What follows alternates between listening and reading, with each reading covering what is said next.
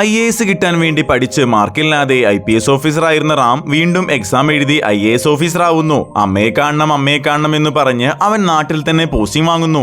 IAS ആയിട്ടും IPS ആയിട്ടും ചെക്കന് പെണ്ണില്ലാത്തത് കൊണ്ട് അവന്റെ അമ്മ അവനെ കെട്ടിക്കാൻ നടക്കുകയായിരുന്നു. കളക്ടറായി ചാർജ് എടുത്ത അവൻ നാട്ടിലെ അഴിമതിക്കാർക്കെതിരെ ശക്തമായി നടപടികൾ എടുക്കുന്നു. നിയമവിരുദ്ധമായി മാളുകൾ പണിതവരെയും റേഷൻ അരിയിൽ കെമിക്കൽ കലർത്തിയവരെയും അവൻ പിടികൂടുന്നു. ഇതിനിടയിൽ അവന്റെ പണ്ടത്തെ സെറ്റപ്പായ ദീപികയെ ഒരു നഴ്സിംഗ് ഹോമിൽ വെച്ച് അവൻ കാണുന്നു. വലിയ കലുപ്പനായിരുന്ന കോളേജ് പഠനകാലത്ത് ദീപികയുടെ ഡാഡിയെ മറ്റൊരാളും തെറ്റിദ്ധരിച്ച് അടിച്ചു തൂറ്റിക്കുന്നു. പിന്നീട് സത്യാവസ്ഥ മനസ്സിലാക്കിയ ദീപിക റാമിന്റെ ദേഷ്യം നല്ല കാര്യങ്ങൾക്കായി IAS പദവിയിലൂടെ ഉപയോഗിക്കാൻ നിർദ്ദേശിക്കുന്നു. അങ്ങനെ ആ പെൺകോന്തൻ അവളുടെ വാക്കും കേട്ട് സിവിൽ സർവീസ് പഠിക്കുന്നു. റിസൾട്ട് വന്നപ്പോൾ IAS കിട്ടാതെ IPS കിട്ടിയതുകൊണ്ട് അവൾ അവനെ തേച്ചിട്ട് പോകുന്നു. അവൻ IAS ആയി എന്നറിഞ്ഞപ്പോൾ അവർ വീണ്ടും ഒന്നിക്കുകയും ചെയ്യുന്നു. മണ്ടൻ. മറ്റൊരിടത്ത് അഴിമതി വീരനും പരമചെറ്റയുമായ ആന്ധ്ര മുഖ്യമന്ത്രി സത്യമൂർത്തിക്ക് മാനസാന്തരം വരികയും നന്നാവാൻ തീരുമാനിക്കുകയും ചെയ്യുന്നു. എന്നാൽ മുഖ്യമന്ത്രിയുടെ ഈ മാറ്റം അയാളുടെ വളർത്തുമക്കളായ മോപ്പിക്കും മാണിക്യത്തിനും ഒട്ടും ഇഷ്ടപ്പെടുന്നില്ല. ദീപിക റാമിനെ പാർവതി എന്നൊരു സാമൂഹിക പ്രവർത്തകയെ പരിചയപ്പെടുത്തുന്നു. മുഖ്യമന്ത്രി സത്യമൂർത്തി പങ്കെടുത്ത ഒരു പരിപാടിയിൽ വെച്ച്